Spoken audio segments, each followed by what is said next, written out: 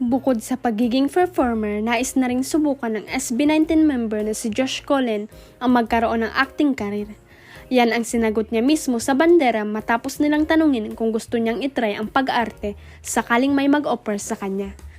Pagbubunyag pa nga ni Josh, noon pa man ay marami na ang nag-aalok sa kanya ng acting project. Maraming nag-offer na po sa akin talaga, as in sobrang dami, pero po, I always choose to perform kasi before, and syempre sa schedule medyo mahirap talaga, sagot ng Pinoy Pop Idol. Dagdag niya, pero right now, I'm considering it na magkaroon nga siguro ng acting career kasi ever since hindi ko inimagine ang sarili ko sa pag-a-acting. Marami po nag-offer na sa akin talaga, as in, even from before, sobrang dami na biggest companies, mga production. Pero po, I always choose to perform kasi before. And syempre, sa schedules, medyo mahirap talaga.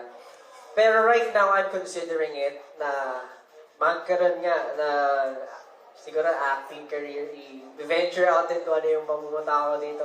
Kasi ever since hindi ko in-imagine yung sarili ko mag-a-artista. Pero being an artist is also part of the syempre acting, kasama yan sa paggawa ng music video, and it's a good thing to explore din. Paliwanag niya. Nang tanungin naman siya kung anong dream role niya sakaling magkaroon na siya ng sariling pelikula, sabi niya, yung role gusto ko talaga psycho, something like that yung medyo uncommon. Kasi feeling ko I'll do good on those kinds of roles since I love playing horror games and I love watching thriller movies. Aniya. Kamakailan lang si Josh ay umarap sa media upang ipromote ang kanyang bagong solo single na may titulong Get Right. Sinabi niya na ang kanta ang nagsisilbing marka ng kanyang pagbabalik sa kanyang solo journey.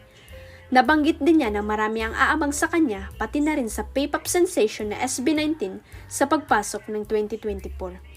Kabilang na riyan ang ilalabas niyang solo album at mga solo projects pa ng iba niyang kamiyembro.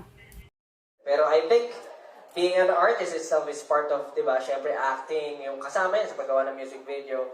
And it's a good, syempre, thing to explore din.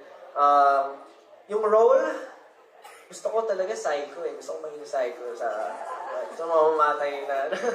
Something like that. Yung medyo uncommon, di ba? Kasi feeling ko I'll do good when it comes to those kinds of roles. Since I love playing horror games or mga I love watching thriller movies niya.